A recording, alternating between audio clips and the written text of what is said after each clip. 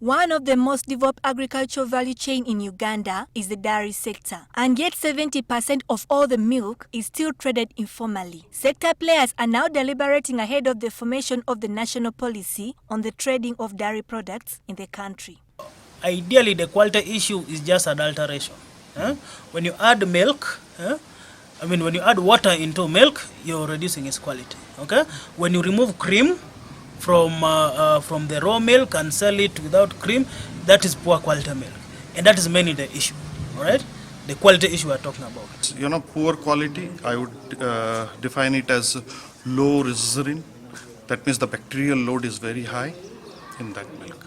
So with the low residuin, the shelf life is of the product is affected.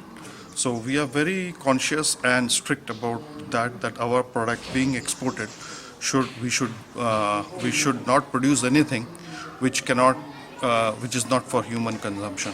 The exercise is supported by the Food and Agriculture Organization involving government, the sector regulator, and dairy farmers. The first aspect would be for the government and development partners to all invest in trying to identify and diversify the export markets.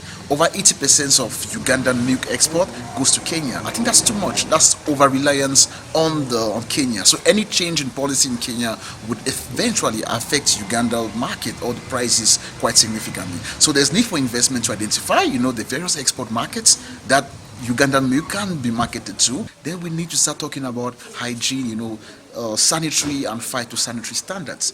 We need to start talking about addressing issues like foot and mouth disease, which is present in Uganda, and also which some of these countries cannot accept, milk from Uganda because of these restrictions. Evidently, the so-called fairly developed dairy value chain, notwithstanding getting the right things done in the sector, can go a long way in converting more value, especially for the farmers, and ultimately the country in the face of emerging market outside East Africa, like the African Continental Free Trade Area.